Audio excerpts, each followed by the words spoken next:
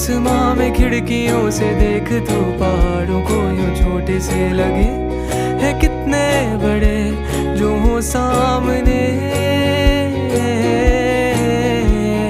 दूर जो है खड़े उन्हें भी ये हमारी जिंदगी तितलियों सी छोटी छोटी सी लगे।